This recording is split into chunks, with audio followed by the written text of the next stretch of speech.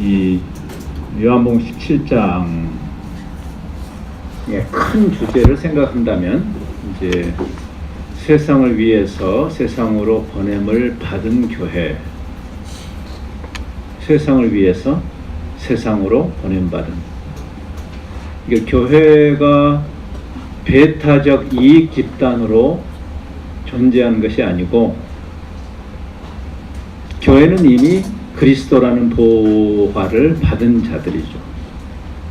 만일 복음을 예수 천당 이렇게 정의를 해버린다면 우리가 세상에 왜 있는 거예요?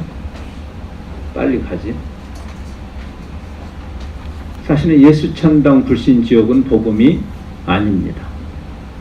복음을 뒤트는 것이죠. 교회가 존재하는 이유는 이 세상에서도 특권층으로 저 세상에서도 특권층으로 갑질하기 위해서 있는 것이 아니고, 그리스도가 그러했던 것처럼 이미 가진 자들이 세상을 위해서 존재하는, 이제 이게 선교적 교회론이라는 개념인데, 세상에서 세상을 위한다는 것이 어떻게 가능할까? 어떻게 세상을 위할 수 있을까? 그래서 오늘 두 번째 생각해야 할 주제입니다. In the world, for the world. 세상에서 세상을 위해서. 대단히 역설적으로 그 방식은 세상에 속하지 않으므로, 세상에 속하지 않으므로 잠시 생각을 해보십시다.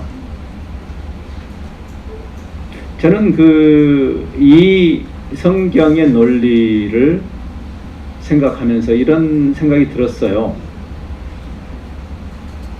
지금 일본은 물난리가 났는데 이제 또 종다리까지 또 올라와서 지금 아직 수해가 복구도 되기 전에 또 지금 물난리를 맞는 그런 상황입니다. 그래서 많은 피해가 속출하고 있죠. 우리도 불과 얼마 전에 그 장마가 짧고 굵게 장마가 지나가면서 물난리들이 났었죠. 되게 물난리가 나면 많은 사람들이 물에 떠내려 가서 죽죠. 그렇죠. 어떤 사람이 물에 급류에 휩쓸려 내려갈 때 그 사람을 구하려고 하는 그런 정의로운 시민이 흔히 범하는 실수가 있습니다.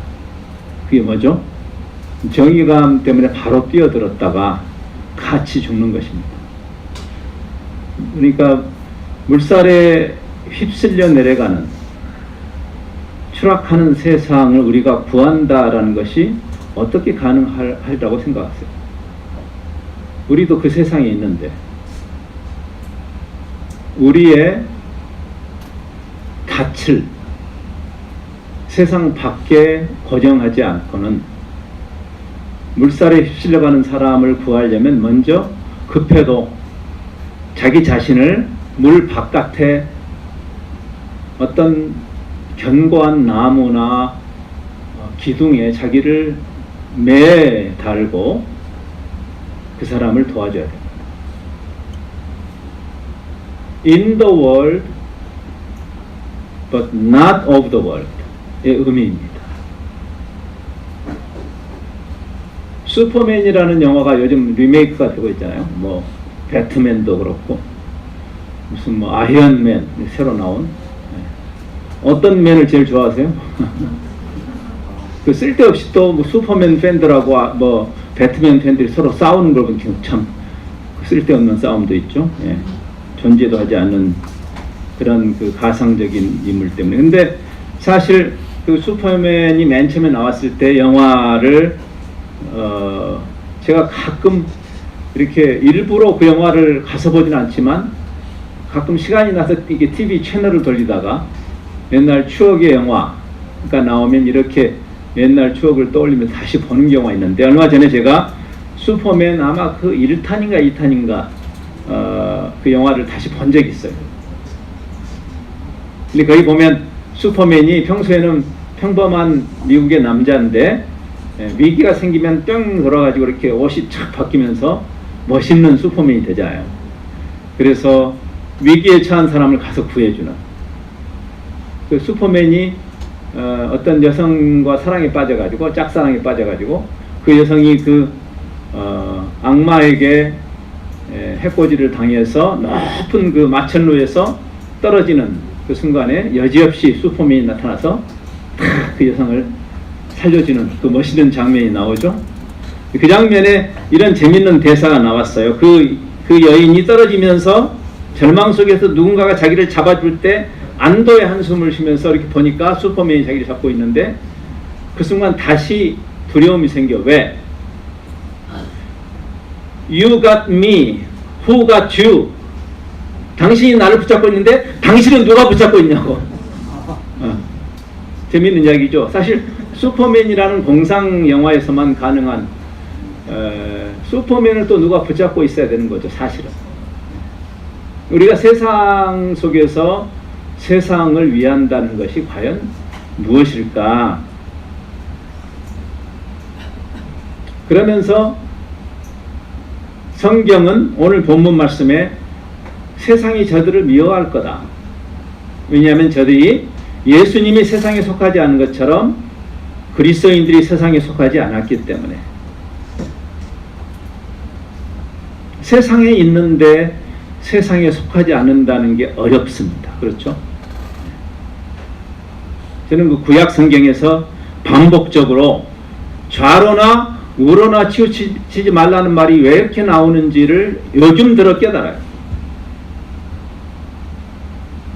우리가 대한민국이 진영 논리 색깔 논장으로 지금 많이 망해가고 있다고 저는 생각하는데, 예를 들어 좌냐 우냐 하는 그런 논쟁이에요. 교회는 좌일까요 우일까요? 복음은 좌일까요 우일까요? 좌도 아니고 우도 아니죠. 좌가 잘못하면 잘못됐다고 그렇게 말해야 하는 것이 교회고, 그러면 너는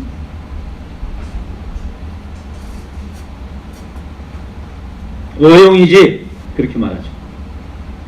우가 잘못했다고, 임금이 잘못하면 임금을 책망하면 너는 좌익이지 이렇게 말합니다. 교회는 어느 편에 서야 되죠? 어느 편에도 서지 말라는 거예요. 좌로나 우로나 치우치지 말라는 의미죠. 어느 쪽이든 왕이 잘못하면 왕을 책망하는 것이 선지자의 역할이고, 백성이 잘못하면 백성을 책망하는 것이 교회가 해야 할 역할인 거죠. 그래서 선지자는 항상 양쪽에서 도를 맞지요. 좌로나 우로나 치우치지 않는다는 말하고 굉장히 유사한 개념인 것 같습니다. 세상에 있는데 세상에 속하지 않는다. 문득 기계체조를 하는 여성 기계체조가 생각나죠. 평균대를 생각해보세요. 평균대 위에 서 있으라는 명령과 비슷해요. 좌로나 우로나 떨어지는 게 쉽죠. 10cm밖에 안 되는 그 좁은 바 위에 서서 우리 보통 사람들은 서 있기도 힘들죠. 고도의 훈련을 받은 그 체조 선수가 그 10cm밖에 안 되는 그 위에 서서 뒤집기를 하죠. 그런 명령이라고 할 수 있어요. 우리가 세상에 있는데 분리도 아니고 세속화도 아니야. 분리가 아니죠. 우리가 세상에 물들까 봐서 세상과 우리를 차단하는. 왜? 여기 예수님께서 제가 하나님께 비옵는 것은 15절에서 저들을 세상에서 데려가 달라고 기도하는 것이 아닙니다. 분리가 아니죠? 그러면 세상에 있으면서 그냥 좋은 게 좋은 거고 뭐 다 그런 거지 뭐 대충 비비고 살면서 뭐 하나님이 마치 우리 코 묻은 돈 뺏어먹는 하나님처럼 헌금이나 내면 되는 것인가? 종교인으로 남아도 되는 것인가? 그 이야기 하잖아요. 주님 저들을 보존해 주옵소서. 악에 빠지지 않게, 악한 세상에서 악에 동참하지 않도록, 세상에 있는데 세상의 편이 아닌, 원래 거룩이라는 말의 의미입니다. 현대교회가 거룩을 분리로 잘못 정의하죠. 분리가 아니라 구별이죠. 구별, 다름, 차별, 다른 가치, 회심한 가치죠. 우리가 이제 이 문제를 계속해서 조금 더 다룰 텐데, 원래 회심이 이 메타노이아라는 말의 의미예요. 메타노이아, 이 생각이 바뀐다는 그 근본적으로 관점이, 세계관이 바뀌고 가치관이 바뀌는, 종교 갈아타기가 아니라, 개종이 아니라, 어느 날 밭을 갈다가 소작농이, 그 농부가 자기가 가난한 농부로서 상상도 할 수 없었던 자기의 꿈을 기껏 꿔봐야 조그만 땅떼기 내 이름으로 등기된 그 정도의 꿈을 꾸던 농부가 어느 날 어마어마한 보물을 만난 것과 같다. 예수님의 비유죠.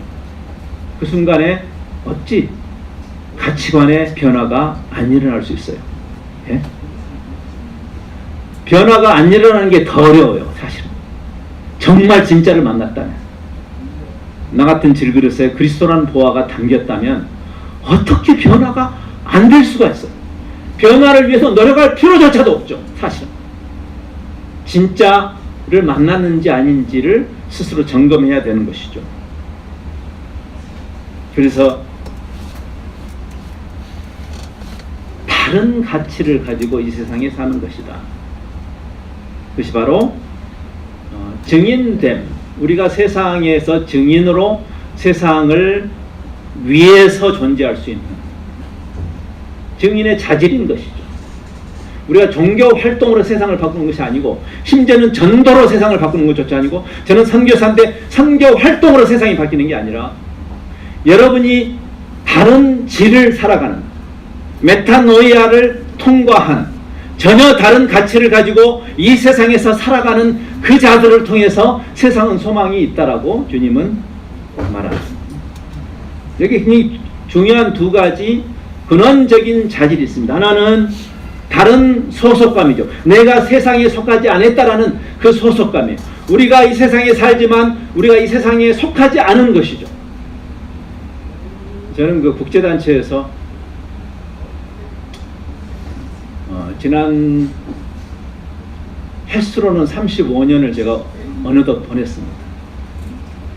제가 83년도에 그 위클리프 바이블 트랜슬레이터스라는 단체의 회원 선교사가 돼서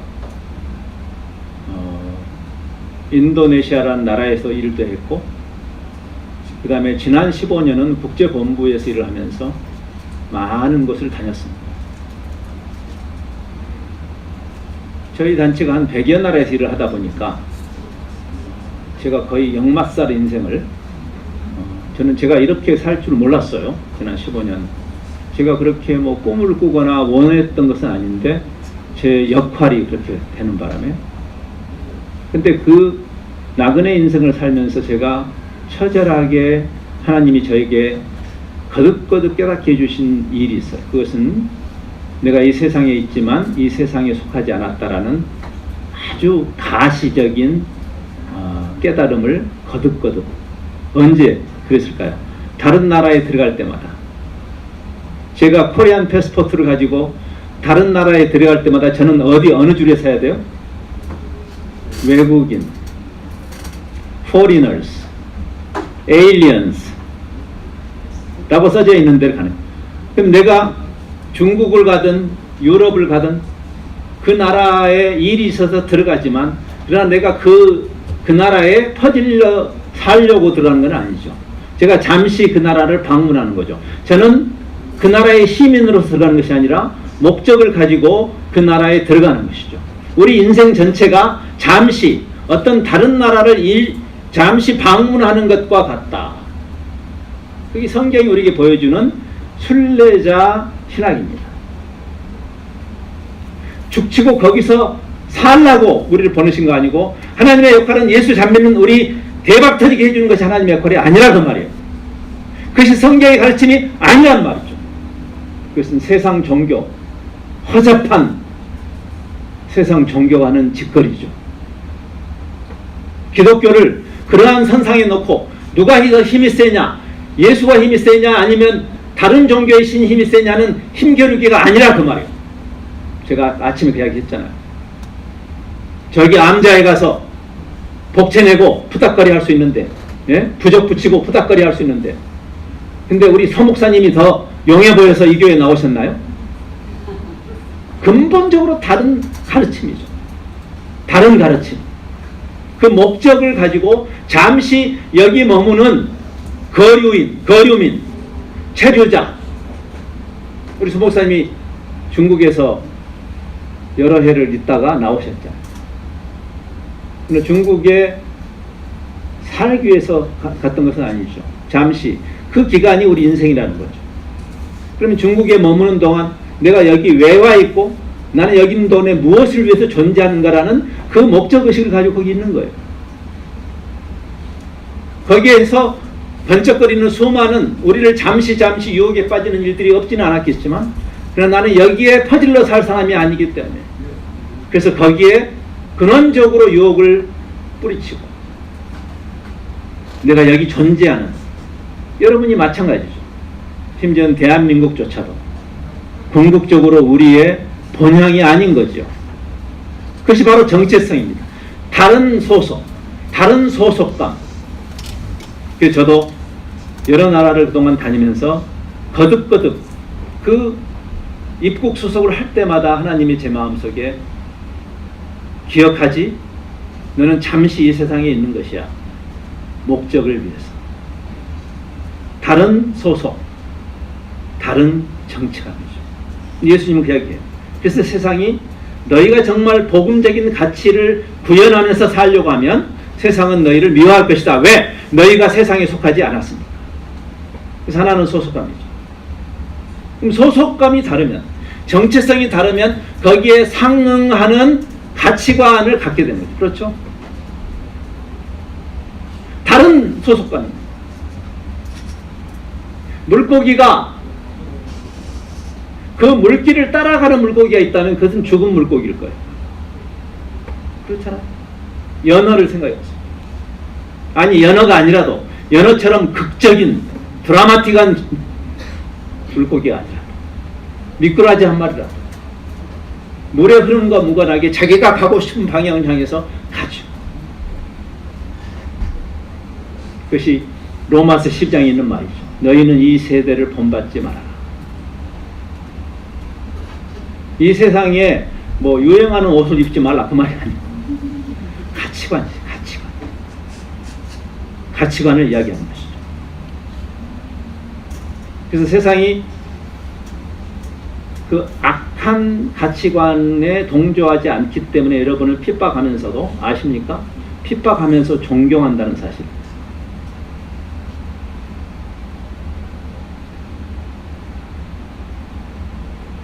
그 다른 정체성에 상응하는 다른 가치. 이 두 가지를 오늘 생각해 볼 것입니다. 바람을 거스러서 비행하는 새처럼. 장자의 말이 이런 말 있죠. 대붕 역풍비. 큰 새는 뭐 큰 새 아니어도 좋아요. 새는 바람을 거스러서 날아갑니다. 생어 역수영. 살아있는 물고기는 물살을 거스르면서 간다.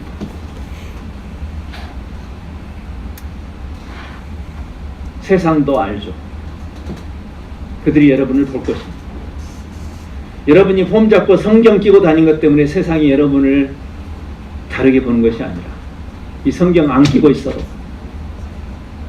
여러분이 평소에 종교인으로 세상 속에 드러나지 않아도 예수 그리스도라는 보화를 만난 사람의 그 현저하게 다른 정체성에 상응하는 가치관이 세상을 도전하고 변화시키는, 여기에 대해서 예수님이 그렇게 교회가 되라고 기도하시는 것이죠.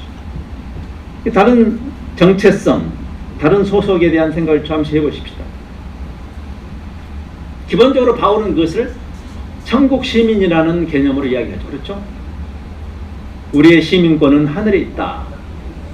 우리가 이 땅에 살지만 거류민으로, 때로는 여행자 비자로, 어떤 사람은 약간 장기 비자를 받죠. 제가 국제본부가 미국의 국제본부가 오랫동안 있었는데 제가 그때는 미국에 베이스를 두었어요. 제가 뭐 미국이 좋아서 간 건 아니고, 그러나 제가 국제본부의 리더십의 팀으로 조인하게 되니까 국제본부가 이 달라스 텍사스의 본부가 오랫동안 있었기 때문에 지금은 싱가포르로 옮겼습니다만, 그래서 그때 거기 갔어요. 그럼 제가 거기 가지만 제가 거기에 미국에 잠시 또는 이제는 그때는 종교 비자를 받는 거죠. 제가 여행자로 가는 게 아니고 거기에 상당 기간 거기에 베이스를 둬야 되니까, 그러니까 여행자 비자이든 또는 뭐 여러분이 회사 지사 근무로 뭐 1년짜리 2년짜리 장기, 저는 그 당시 5년 단위로 비자를 받았어요. 그렇든 저는 여전히 거기에 시티즌은 아닌 거죠. 레지던트 에일리언이라고 해요. 레지던트 에일리언. 거기에 장기적으로 체류하는 외국인. 언젠가는 그 임무가 끝나면 내 나라로 돌아갈 거죠. 우리가 이 세상에서 레지던트 에일리언, 여기 잠시 여기 여러분이 예수 덕분에 잭팟이 터져가지고 여기서 아방궁을 짓는 것이 하나님의 축복이 아니라, 여러분 여기서 잘 되든 못 되든, 건강하든 병약하든, 여러분의 꿈을 이루든 못하든 상관없이 우리는 똑같은 사명 앞에 서 있는 것이죠. 그래서 바울의 교회론 중에 가장 탁월한 교회론을 담고 있는 에베소서는 바울의 글쓰기가 앞부분은 그 교리적, 논리적 설명을 하고, 그 다음에 뒷부분은 그러므로 이 영광스러운 복음의 근거에서, 이 영광스러운 그리스도의 몸된 교회론의 근거에서 그러므로 우리가 어떻게 살아야 할 것인가, 마치 프랜시스 셰퍼가 그 위대한 책의 맨 마지막 책을 How then shall we live? 그러면 우리가 어떻게 살아야 할 것인가? 복음이 이런 것이라면 How then shall we live? 그와 비슷한 그런 논리로 아까 제가 인용한 로마서 12장도 1장부터 9장까지 11장까지 그 복음의 그 깊이와 넓이를 잘 설명한 다음에, 그러므로 형제들아 어떻게 살아야 될 것인가? 너희 몸을 하나님이 기뻐하시는 거룩한 산 제사로 드려버려라. 그게 논리적으로 마땅한 거 아니냐? 그렇게 말하는 거죠. 에베소서는 1, 2, 3장에서 그 예수 그리스도의 몸된 교회의 영광스러움, 그 깊은 비밀, 하나님이 만세전부터 이 교회라는 신앙 공동체라는 예수 그리스도의 몸이라는 이 신비로운 하나님의 영원한 계획이, 그 비밀이, 무스테리온이 마침내 우리에게 드러난 것을 이야기하면서 4장 1절에서 그러므로 형제들아, 우리를 부르신 그 부르심에 합당하게 살자.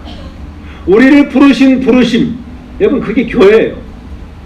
에클레시아란 말은 부르심이라는 말에서 나왔습니다. 에크라는 전치사 하나를 붙인 거예요. 부르심, 우리가 소명, 이 클레이시스라는 그 단어 앞에 에크를 하나 붙이면 그게 에클레시아가 되는 거예요. 우리를 부르신 부르심, 지금 여기서 바울이 약간의 말장난을 하는 것이에요. 왜? 그 전에 교회론을, 교회의 영광스러움을 이야기한 다음에 우리를 하나님이 어떻게 부르셨느냐, 그 교회가 교회되기 위해서 하나님께서 머리 대신 그리스도라는 어마어마한 대가 지불을 하지 않았느냐.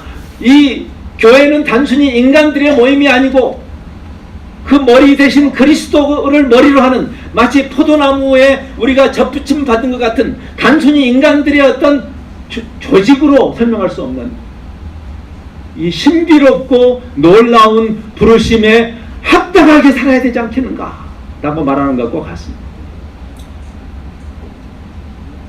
그래서 거지와 왕자라는 우리가 옛날에 어렸을 때 많이 들었던 동화가 생각나지 않습니까? 거지와 왕자. 혹시 이 동화 모르신 분 안 계시죠? 거지와 왕자.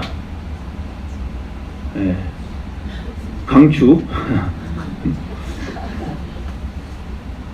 뭐 이런 이야기죠. 뭐 신데렐라 이야기 비슷한 것이에요. 뭐 어떻게 무슨 출생의 비밀이 있어가지고, 한국 드라마에 잘 나오는 출생의 비밀. 그래가지고 원래 왕자인데 그냥 어떻게 바뀌어가지고 거지가 돼버린 거예요. 예? 근데 어떤 의혹들을 통과하면서 그 거지가 자기는 거지라는 정체성을 가지고 살았어요, 평생. 근데 어느 날 깨달았어요. 자기가 왕자였다는 사실. 그래서 왕궁에 오게 되죠. 그렇죠? 내가 원래 왕자였구나. 나는 거지인 줄 알았는데. 근데 너무 오랫동안 빌어먹던 습관이 있으니까 아침에 일어나서 깡통부터 찾는 자신을 보는 거죠. 네? 아침에 일어나자마자 내 깡통! 하다 생각해보니까 내가 왕자지. 깡통을 발로 차버려야 돼. 그렇죠? 그 왕자라는 신분에 합당한 가치관. 그래서 바울이 빌립보 3장에서 빌립보 교인들에게 눈물을 흘리면서 이 편지를 쓰는 것입니다. 왜? 그리스도인들이 이 영광스러운 부르심에 합류했다는 우리가 여전히 이 세상이 전부인 것처럼 이 세상의 가치에 올인하면서 살고 있는 그 깡통을 찾고 있는 왕자를 보면서 우는 거죠. 내가 여러 번 너희에게 말하였거니와 빌립보 3장에 나온 말입니다. 지금도 눈물을 흘리면서 말합니다. 빌립보 교인들이요. 여러분 가운데 많은 사람들이, 한두 사람도 아니고 많은 사람들이, 즉 세상 사람들이 아니라 소위 교회 안에 있는 우리들 중에서도 많은 사람들이 그리스도의 십자가의 원수로 산다. 그걸 설명해요. 그들의 신은 배다. 한번 생각해보세요. 우리의 신은 배야, 배. 우리가 육신을 입고 이 세상에 살면서 일용할 양식에 대해서 무책임하란 말이 아니죠. 예수님이 그 주기도문에도 일용할 양식을 구하라고 하셨어요. 일용할 양식을 위해서 우리가 정당한 노동을 하고 게으른 자는 먹을 생각도 하지 말아라는 성경의 가르침을 따라서 근면하게 사는 것은 마땅히 해야 할 일. 그러나 우리가 이 세상에서 육신 입고 살기 때문에 일용할 양식이 필요하지만 일용할 양식을 위해서 사는 것은 아니라 그 말이에요. 근데 많은 사람들이 결국 신이 뭐냐면 하나님이 아니고 자기 배가 신이야. 내 두 주먹도 안 되는 위장을 채우려고 살아. 그리고 하나님이 하셔야 할 일은 내 배를 빵빵하게 채워주시는 일이에요. 나처럼 교회 열심히 나오는, 나처럼 신앙생활 열심히 하는 사람, 하나님이 이러시면 안 되죠? 그 사람이 그리스도의 십자가의 원수로 산다. 왠지 아십니까? 주님이 그것 때문에 오신 것은 아니니까. 기억나시죠? 오병이어의 사건. 정확하게 그 사건이에요. 예수님이 우리 인간의 육체적인 필요에 대해서 나몰라 하신 분은 아니에요. 그래서 그 광야에 예수님 말씀을 들어온 사람들에게 예수님이 직인 여기시고 그 오병이어 그 놀라운 사건을 이루시죠. 인기 짱이었죠. 왜? 모든 사람들이 원하는 메시아니까. 그게 지금도 마찬가지 아닙니까? 예? 하나님이 하실 일은 예수 잘 믿는 대한민국 GNP 올려주셔야 되고, 온 세계가 불황이라도 예수 잘 믿는 대한민국은 경제 발전을 이뤄야 되고, 그래서 미국이 예수 잘 믿었더니 미국이 제일 잘 살고, 그런 논리를 우리가 지금도 갖고 있지 않습니까? 그게 무슨 여호와 하나님하고 세상 신하고 무슨 차별하고 있어요? 그렇다. 예? 하나님이 시내 산에서 그 율법을 주는 순간에도 금송아지를 만들었던 그 세상의 신 아닙니까? 그건? 예수님이 그때 오병이어 사건으로 수많은 사람을 먹였을 때 많은 사람들이 환호했죠. 그래서 예수님의 인기가 절정에 이르렀을 때 그 승기를 잡으셨어야 되는데 예수님. 예? 근데 예수님이 단호하게 뿌리치시죠. 예수님을 임금으로 모시려고 그러잖아요. 아니다. 나는 이것을 위해서 온 것이 아니다. 인자는 하늘에서 내려온 참떡이다. 무슨 말인지 알 수 없는 이야기를 하시기 시작합니다. 예? 너희가 배부른 것 때문에 나에게 지금 다가오느냐? 광야에서 만나를 먹은 사람도 다 죽었다 아느냐? 밥을 먹어도 빵을 먹어도 다시 죽을 거 너희 알지?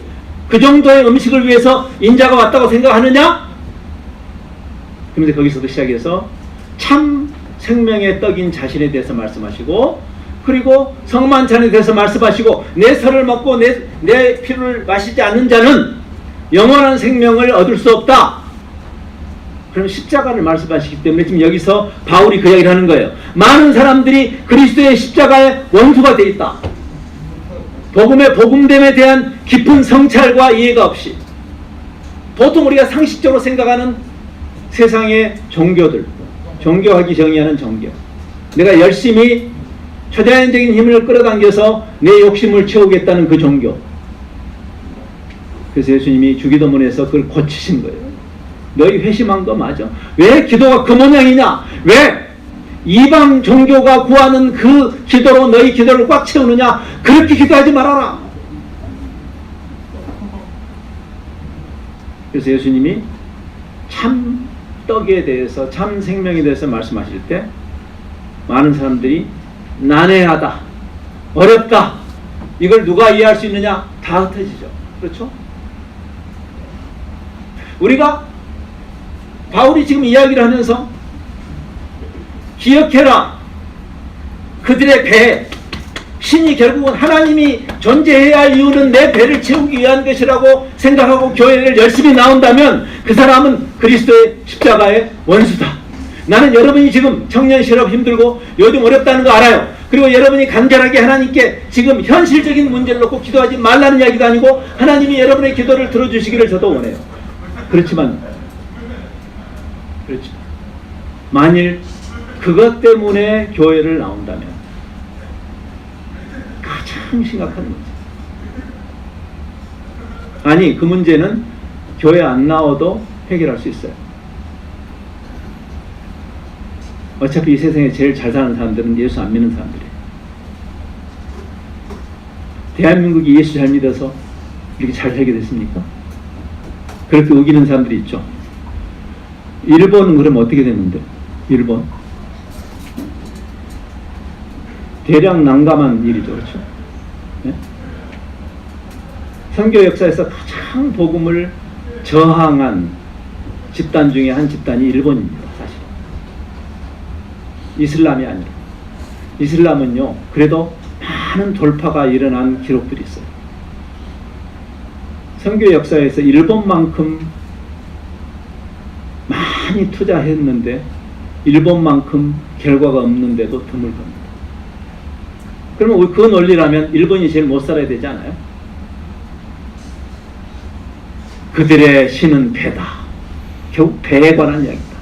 배. 그 영광은 그들의 부끄러움에 있다. 부끄러운 일을 하면서도 요즘은 적폐청산 정국이어서 억지로라도 정치, 경제, 사회, 문화 전반에서 쇄신이 억지로라도 일어나는데 가장 파렴치한 종교계, 부끄러운 일을 하고도 부끄러운 줄 모르는 그들이 그리스도의 원수다. 그러면서 땅의 일을 생각하는 자다. 땅의 일. 그러면서 바울이 말해요. 그러나 기억해라, 우리의 시민권은 하늘에 있다. 여러분이 스스로 그리스도인으로서 끊임없이 자기 정체성에 대한 환기를 해야 돼요. 환기. 제가 여러 다른 나라를 들어갈 때마다 그래, 나는 이 나라 백성은 아니야 라는 그 환기를 하듯이, 그럼 나는 여기 왜 들어가는 거지? 어떤 목적이 있어서 가는 거죠. 우리가 이 세상에 살면서 우리의 시민권이 거기 있다면, 하나님의 나라에 있다면 우리는 여기 왜 있는가라는 근원적인 질문을 던져야 되죠. 제가 영화를 좋아합니다. 그래서 아마 제가 선교사가 안 됐으면 혹시 무슨 영화 쪽에 이 얼굴로 이제 배우가 되기는 그렇고 아마 영화 평론을 했을 것 같아요. 제가 하는 것 같아요. 제가 대학 정도까지는 무지무지 영화를 좋아해가지고 그때까지는 제가 영화에 대해서는 조금 일가견이 있었습니다. 얼마 전에 헐리우드 키드의 생애라는 영화를 혹시 보셨나 모르는데 그 주인공이 제 이야기더라고요. 한번 궁금하면 나중에 한번 보세요. 영화에 미쳤던 때가 있는데, 얼마 전에 제가 비행기 전에, 요즘에는 이제 뭐 작년 말에 은퇴했으니 저도 이제 그 삶도 끝났지만 지난 15년 정도 국제본부 사역을 하면서 많은 곳을 다니면서 제가 주로 영화를 비행기에서 봤어요. 요즘 비행기, 이 장거리 비행기를 타면 영화를 많이 보여줍니다. 그러면 저는 열심히 봐요. 왜? 본전 빼려고. 제가 청직이니까. 근데 얼마 전에 이런 재미있는 영화를 봤어요. 베테랑이라는 영화를 봤어요. 베테랑. 예, 보신 분이 계시네요. 예. 베테랑이라는 영화를 보면서 제가 탁 내 마음에 와닿는 장면이 하나 있었습니다. 거기에 그 형사의 아내가, 그 형사가 굉장히 올곧은 형사예요. 그래서 불의한 권력이나 불의한 폭력에 굴하지 않고 정의감을 가지고 불의를 때려잡으려고 하는 그 형사인데, 끊임없이 압력과 협박과 회유, 돈을 가지고 회유하는 일이 일어나죠. 어느 날 그 형사를 또 찾아, 이렇게 돈 보따리를 들고 그 사람들이 찾아서 형사 그 앞에 탁 돈을 놓고 타협하자. 근데 물론 이 형사는 그걸 받지는 않았는데, 그 순간에 그 형사의 아내가 형사를 만나러 경찰서에 왔다가 유리창 너머로 그 악당이 자기 그 남편의 책상 앞에 돈을 탁 이렇게 놓고 있는 그 모습을 보고 화가 났어요. 그래가지고 자기 남편을 거의 멱살을 잡듯이 하면서 이렇게 대사가 이렇게 돼요. 이 인간아, 그 돈을 받아. 우리에게 돈이 없지 가오가 없냐? 일본말을 써서 죄송한데 거기 대사가 그랬어요. 우리에게 돈이 없지 가오가 없냐? 너는 형사인데 가오도 없냐? 그 돈을 받아. 물론 받은 건 아니었어요. 제가 그 영화를 보니까 받은 줄 알고. 근데 그게 저를 탁 때렸어요. 그리스도인이 가오도 없어? 우리가 어디 소속인데? 여러분, 사실 우리가 이 노골적으로 죄에 동참하라고 하는 이 세상에서, 여러분이 뭐 자영업을 하든 회사에서 회사원으로 살든 이 세상 자체가 워낙 뒤집혀 있는 세상을 살면서 우리가 신앙의 양심을 지키고 뭐 훌륭한 일까지는 둘째치고 내가 법이라도 지키는, 세상 법이라도 지키려고 할 때 필연적으로 발생하는 그 위협과 손해와 또는 유혹 앞에서 어떻게 그것을 극복할 수 있을까? 굉장히 중요한 한 방식이 바로 나의 정체성에 관한 거죠. 정체성을 상기하는 것이 굉장히 힘이 있어요. 또 제가 이제 비행기를 타고 긴 그 플라이트를 할 때 너무너무 지루해가지고 가끔 이제 거기 이 앞에 보면 주머니에 꽂혀 있는 그 잡지가 있어요. 인플라이트 매거진이 있어요. 그 잡지를 끌어서 이제 가끔 이렇게 흥미로운 기사를 읽기도 합니다. 근데 얼마 전에 이런 기사를 읽었어요. 굉장히 흥미로운 기사였어요. 제가 그걸 지금 찢어갖고 왔어요. 그래서 왜냐하면 그 잡지는 가져가도 되는 잡지예요. 원래 인플라이 매거진은 파기해도 되고 가져가도 되고 상관없는 거예요. 다 가져가라고 주는 거니까. 근데 그때 무거우니까 그 기사만 잘라가지고 갔어요. 이런 것이었어요. 전 세계 특수부대들이 있죠. 우리나라에도 뭐 몇몇 특수부대들이 있죠. 특수부대들은 굉장히 용맹하게 훈련을 시키고 실제로 전쟁이 발발하면 특수부대의 역할이 굉장히 중요하죠. 뭐 대부분은 죽는 역할입니다. 사실 가장 위험한 곳에 던져져야 됩니다. 그래서 여러 나라의 특수부대들이 서로 자기들이 가장 용맹하다고 그런데, 근데 그거는 증명할 길이 없어 일단. 그렇죠? 우리가 뭐 한국에서는 무슨 뭐 해병대가 있고 무슨 뭐 UDT 뭐 공수부대 특전사. 제 아들이 특전사 출신입니다. By the way. 근데 이 기사는 미국의 해군의 SEAL이라는 그 굉장히 용맹한 특수부대를 훈련하는 그 훈련을 총괄하는 한 장군과의 인터뷰였어요. 굉장히 재밌었어요. 그 기사가. 근데 기자가 이렇게 물었어요. 그 US Navy SEAL이라는 그 굉장히 용맹한, 근데 그 사람들을 여러분 아무리 훈련을 빡세게 해도 실전에 딱 투입할 때는 인간인지라 두렵지 않겠어요? 그렇죠? 뭐 이제 제 아들이 이제 특전사 출신인데, 그래서 낙하산을 여러 번 뛰어내렸어. 뛰어내렸는데 그냥 뛰어내릴 때하고 실제로 이제 전쟁이 터져가지고 적진에 뛰어내릴 때는 그 대부분 죽는 거잖아요. 근데 그때 뛰어내릴 때는 다르죠. 그때 공포심이 온다잖아요. 그때 그 공포심을 극복할 수 있는 비결, 이게 문화마다 다르답니다. 그래서 일본에서는 전황폐하를 위해서 그럼 반자하고 뛰어내리고, 미국 사람들은 그 애국심에 호소한대죠. 미국 사람들 애국심 굉장히 좋아하잖아요. 그래서 애국심, 그리고 한국 사람들은 군중 심리가 있으니까, 야, 남도 뛰어내렸다 그러면 뛰어내는데. 또 우스갯소리인데. 근데 이 인터뷰는 뭐냐면, 그 미국의 그 용맹한 CL이라는 특공대 사람들에게 그 절체절명의 순간에 자기의 그 두려움을 극복하고 그 길로 뛰어가게 하는 그 정신훈련에 대한 인터뷰였어요. 근데 그 내용이 그것이었어요.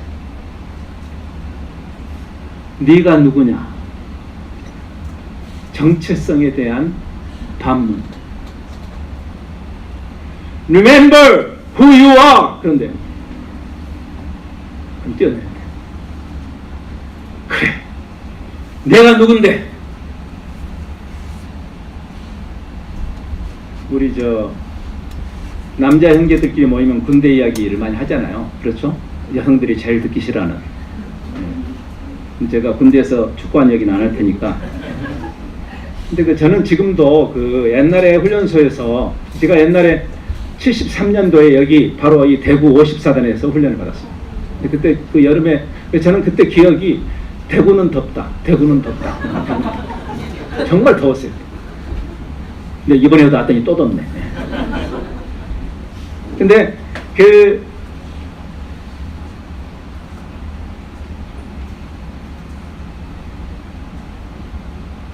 마음속에 있는 많은 의심과, 그리고 거기 있는 그런 두려움과, 이런 것들을 어떻게 이기는가? 내가 누군가? 근데 그때 저는 지금도 우리에게 익숙한, 군 복무를 마친 사람들이 다 익숙한 군가 있잖아요. 사나이로 태어나서 할 일도 많다만, 저는 그 군가를 지금 들으면 콧등이 싸해져요. 어느 구절에서 그런지 아세요? 부모 형제 나를 믿고 단잠을 이룬다. 저는 그거 부를 때 눈물이 났죠. 그래, 이 한 몸 이 나라를 위해서 싸우다가 죽어서 내 부모 형제가 단잠을 잔다면 이것도 할 만한 가치가 있다.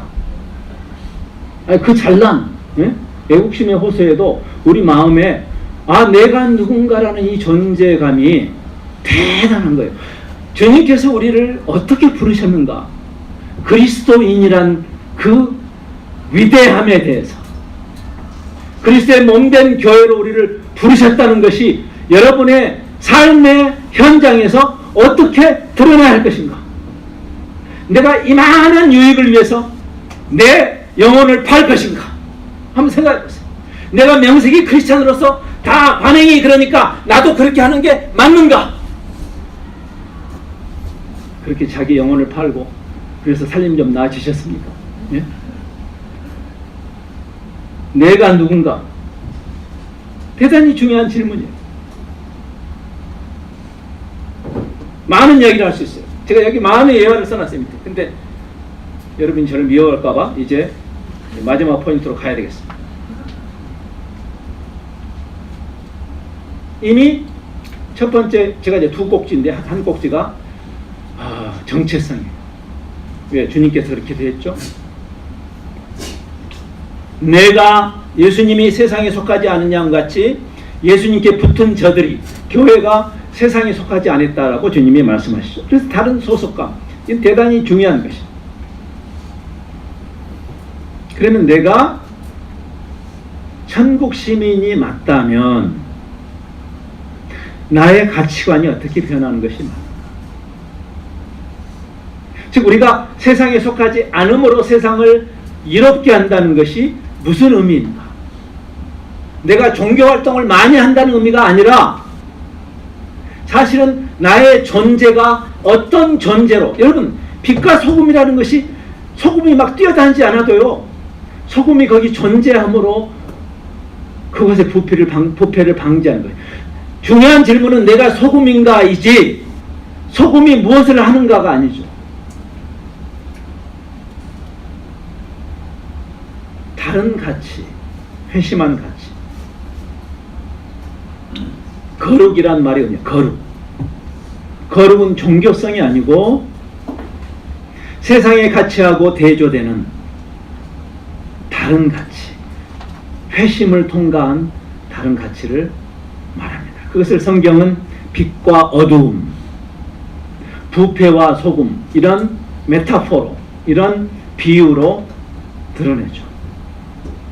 하나님의 나라가 우리가 죽어서 갈 그 천당 말고 지금 여기에 임하는 하나님의 통치, 어디에?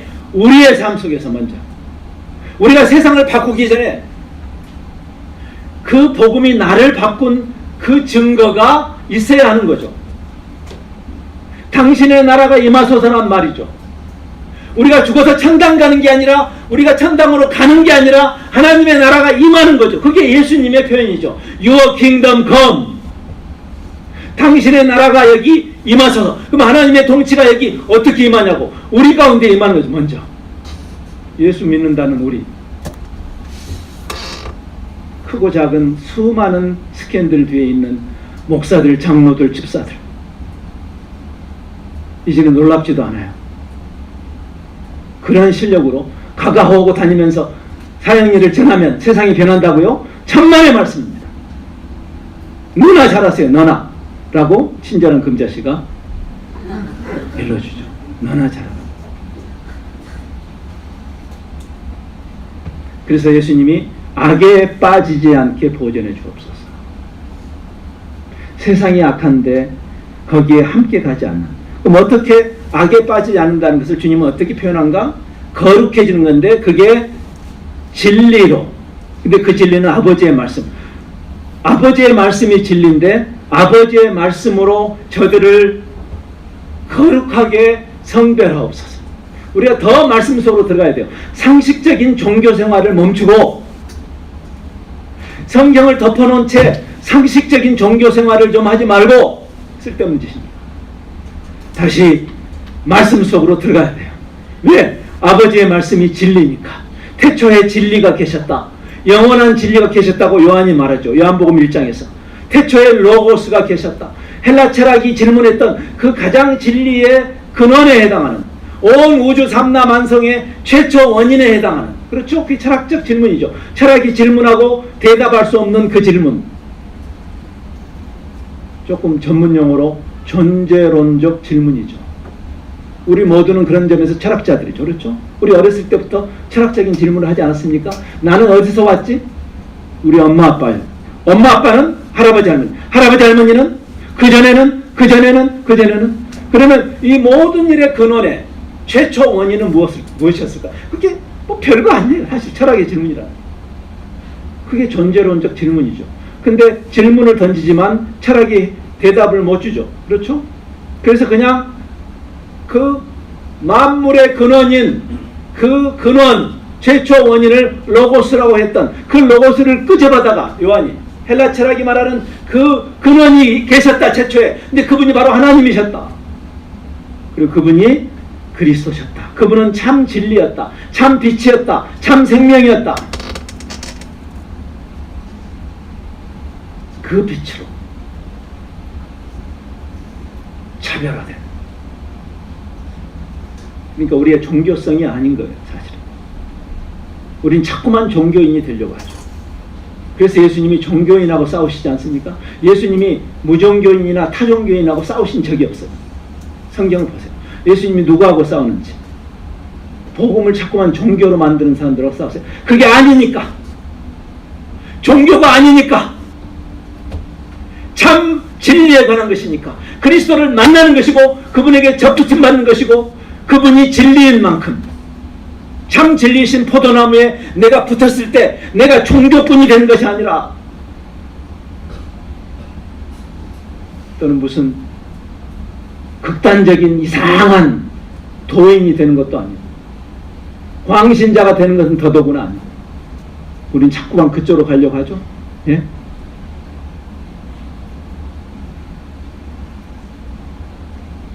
그리스도가 사랑이시고 그리스도가 공의로우신 것처럼 빛으로 소금으로 이 세상에 존재하는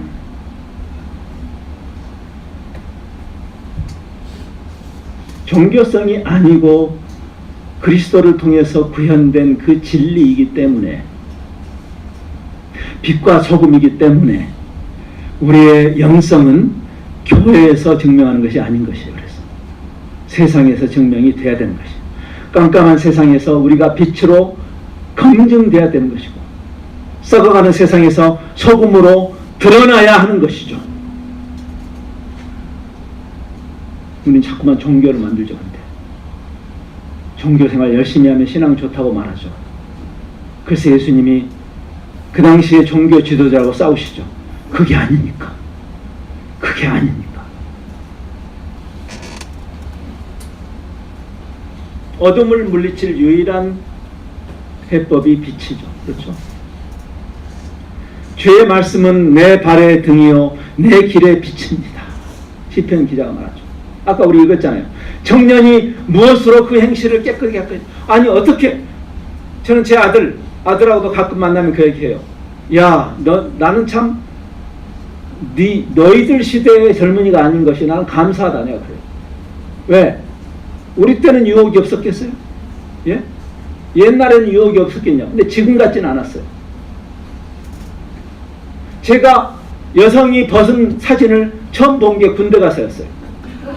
믿거나 말거나. 그럼 제가 특별히 깨끗해서가 아니라 그때는 보고 싶어도 볼 수가 없어. 두드려도 열리지 않고. 예? 그 당시에는 그런 정도가 불가능해. 군대 가니까 군대 무슨 뭐 플레이보이인지 무슨 어디서 누가 찢어낸 그걸 돌려보고 있더라고. 그때 저는 처음 봤어요. 저는 문화 충격이 그때 컸어요. 여성의 나신을 처음 봤습니다. 그러니까 그때도 유혹이 있었지만 지금 같지는 않잖아. 지금 난 여기 젊은이들이 교회 나오는 게 신기해. 솔직히 말해. 솔까? 예? 나오는 것만 해도 나는 박수 쳐줘야 된다고 생각해. 박수 한번 쳐줄까 우리? 왜냐하면은 아니 정말 이걸 어떻게 이기냐고. 청년이 어떻게 그 어마어마한, 지금 이 나이에도 유혹을 받는데 그 나이에는 이거는 뭐 어떻게 주의 말씀을 따라 삼갈지니라. 그 말이 무슨 말일까요? 왜 주의 말씀일까요? 주의 말씀이 어둠이 몰려올 때 어둠을 어떻게 이겨요? 어둠을 막 막으면 돼요? 아이고 여기 오늘 저녁에 저녁 집회해야 되는데 아까 낮에 화나다가 여기가 깜깜해지기 시작하면 어떻게 해야 돼요? 어둠이 못 들어오게 막 막어? 창문을? 그럼 더 깜깜해져. 어둠하고 싸워서 이길 수 없어요. 그럼 어떻게 해야 되죠? 불을 켜야 돼요. 주의 말씀은 내 발의 등이요 내 길의 빛입니다. 주의 말씀이 빛이기 때문이에요. 태초에 그 로고스가 계셨다. 말씀이 계셨다. 이 말씀이 참 빛이셨다. 우리가 자꾸만 빛 속으로 들어가야만 하는 거예요. 주의 말씀이 진리이기 때문에, 아버지의 말씀이 우리를 비춰주기 때문에, 불을 켜버리면 어둠이 존재할 수가 없어요. 불을 켜버려야 돼요. 어둠하고 싸우지 말고. 뭔 얘기예요?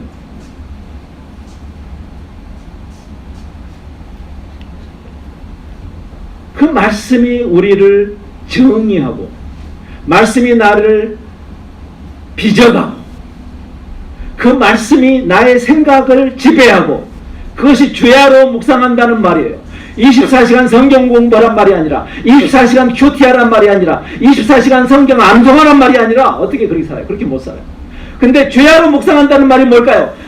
내가 이렇게 살아도 되나? 내가 이런 사람들이 겉으로 볼 때는 나를 나이스하게 보지만 내 마음에 교만이 생겼을 때, 야 내가 이런 태도를 가지고 내가 이렇게 가도 되나? 끊임없이 말씀이 나를 책망하고 나에게 질문을 던지고, 내가 그 말씀에 비추어서 내 생각의 모든 결을 만드는, 그게 주야로 묵상하는 거죠. 하나님의 사람으로 온전케 하며 디모데에게 말했죠. 이 하나님의 말씀이 너를 하나님의 사람으로 온전케 빚어간다. 왜? 이게 진리고 이게 빛이니까. 그 말씀이 나를 빚어간다면 어떻게 세상이 우리의 다름을 눈치채지 않을까? 종교성 말고 성경 끼고 다니는 거 이거 말고 남들이 다 회사가 바빠서 야근하는데 자기만 얌체같이 예배 드린다고 빠지는 거 그거 말고 그런 정도의 종교성 말고 점심 먹을 때마다 남들을 그냥 먹는데 폼 잡고 기도하는 거 이거 말고 그거 하든지 안 하든지 여러분의 존재가 여러분의 가치관이 진리와 은혜와 진리가 충만했다. 그 로고스가 은혜와 진리가 충만했다. 사랑과 공의가 충만했다는 말이에요. 원래 은혜와 진리라는 말은 사랑과 공의와 같은 말이에요. 원래 구약에서 헤세드라는 단어는 은혜라고 번역이 되고 사랑이라고 번역이 돼요. 에메드라는 구약의 단어는 진리라고 번역이 되고 공의라고 번역이 돼요. 하나님의 빼어난 속성, 그 영원한 말씀이 드러내는 종교성이 아닌 바리새적인 종교성이 아니라 하나님의 사랑과 공의를 드러내는 사랑 안에서 참말을 하는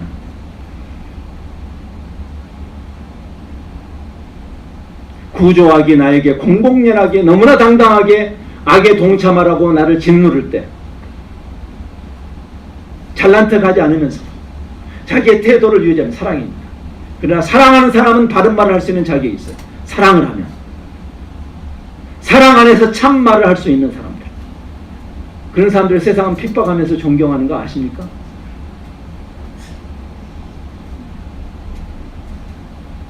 개혁자 후스라는 사람이 있었어요. 500년 전에 우리가 아는 그 개혁자들이 있었지만 그보다 100년 전에 그 개혁운동에 중요한 역할을 했던, 여러분이 프라하의 그 체코 공화국의 프라하라는 그 아름다운 도시에 가면 거기 중앙광장에 있는 예수 믿는 사람이나 안 믿는 사람이나 가장 역사상 존경하는 인물로 지체 없이 말하는 얀 후스, 우리로 치면 이순신 장군이나 세종대왕 같은 인물이죠. 그 사람이 개혁자였어요. 말씀에 근거해서 개혁운동을 하고, 그리고 개혁운동을 한 것 때문에 화형당해서 죽었죠. 저 독일과 스위스 접경에 있는 콘스탄츠라는 곳까지 끌려가서 거기서 종교 재판을 받고 거기서 불타 죽임을 당하는 그 얀 후스가 늘, 여러분이 프라하를 가보신 분들이 계시겠지만 그 광장에 가면 그 얀 후스의 동상이 있어요. 근데 그 얀 후스의 동상에 그 개혁자, 그가 늘 외쳤던 그 체코말로, 저는 체코말을 모르죠. 근데 그가 늘 외쳤던 말씀이 있어요. 그래서 내가 물어봤어요. 길 가는 행인을 붙잡고 저게 무슨 말이냐고. 근데 그 사람이 나한테 영어로 설명을 해줬어.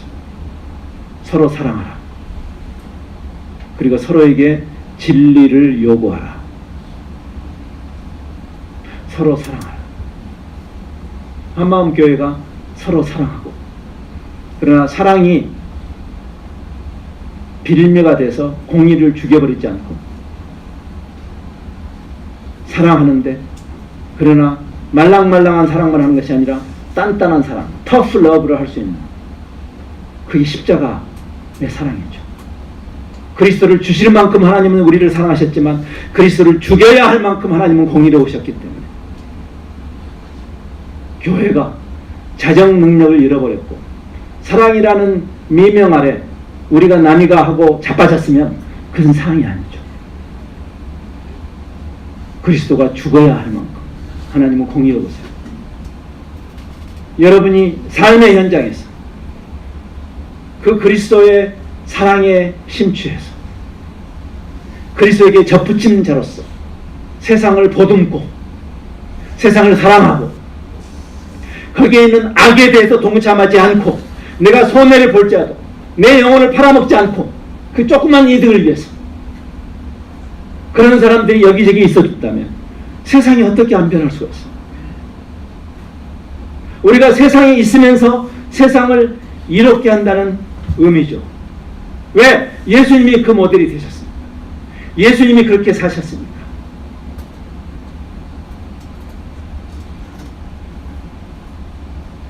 이 세상이 추구하는 가치를 예수님 덕분에 더 많이 받는 것이 아니라는 것을 이해해야 합니다. 우리는 다른 가치를 추구하죠. 아까 아침에도 제가 말씀드렸지만 그 가치는 예수님 자신입니다. 그 논리를 이해하려면 하나님이 우리를 종교로 부르신 것이 아니라 사랑으로 부르셨다는 사실을 이해하면 이해가 돼요. 하나님이 세상을 사랑해서 독생자를 주셨고 이제 우리에게 사랑을 주신 분이 사랑으로 화답하고 요구하세요. 왜? 사랑의 쌍방성 때문에. 놀랍지 않아요? 기독교의 놀라움이에요. 어떻게 창조자가 피조물을 자기 형상으로 만들어서 마치 여러분이 무슨 피규어나 그 집에 이렇게 피규어 놓고 막 사랑하는 사람 있죠. 피규어하고 사랑에 빠지고 무슨 어떤 정신 나간 사람 거기다가 유산을 넘기겠다고 피규어한테. 뭐 고양이한테 넘기는 것은 그것은 좀 그래도 덜해. 그래도 생명이니까. 근데 피규어한테 생명을 근데 거의 그런 수준의 사랑을 하나님이 우리에게 하시는 거예요. 하나님 우리를 만드셨어. 하나님의 형상. 우리를 사랑하셔. 하나님이 죽으셔. 우리를 위해서. 올인하셨어. 그럼 우리가 그분을 향해서 우리가 반응할 수 있는 두 가지 가능성만 있어요. 하나는 사랑이기 때문에 우리가 그분을 거절할 수 있어요. 사랑은 자발성을 요구하니까. 그래서 하나님 우리를 강요하시지 않는 거죠. 교회가 자꾸만 갑질하는 것, 그것은 하나님의 방법이 아니에요. 그래서 중세 암흑기가 갑질을 했기 때문에 그것은 기독교가 아닌 것이에요. 사랑이기 때문에. 그래서 하나님을 거부할 수 있고, 그러나 그 하나님의 사랑에 내가 반응한다면 우리도 올인하는 것이에요. 그래서 사랑은 서로를 얻는 것이죠. 그렇죠? 사랑이 서로를 얻는 거 아닙니까? 하나님은 우리를 얻는 것이고 우리는 하나님을 얻는 것이에요. 그게 기독교의 가르침이에요. 사랑의 논리상. 이해가 안 돼요? 응답하라 1988 보셨어요? 예? 덕선이가 태기를 얻으면 되지. 너무 오래된 일이라 잘 기억이 안 나시죠? 저는 최근에 봤어요 그거를.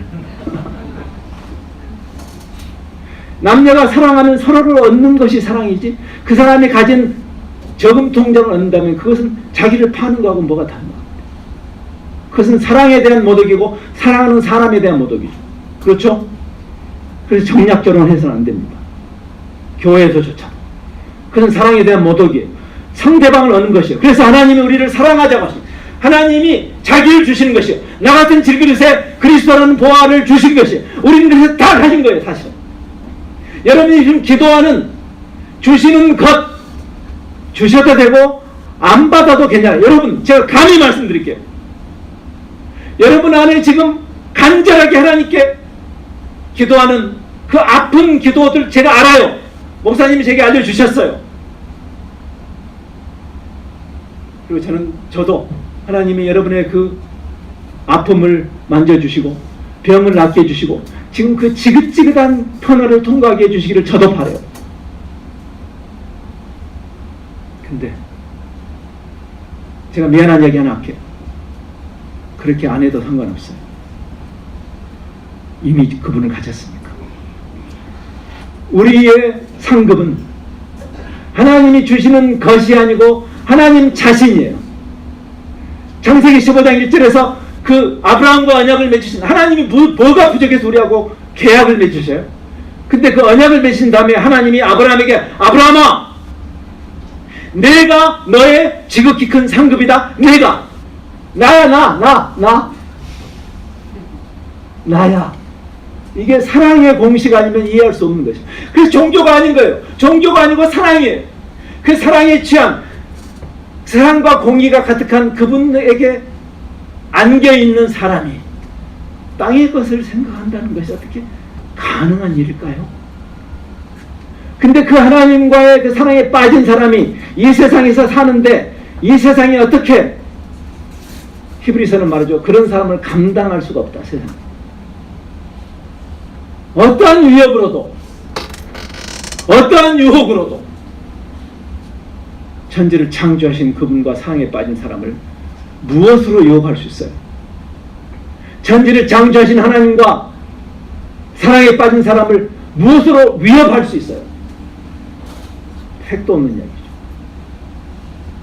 지금 예수님이 기도하시는 기도의 핵심입니다. 저들이 세상에 있대.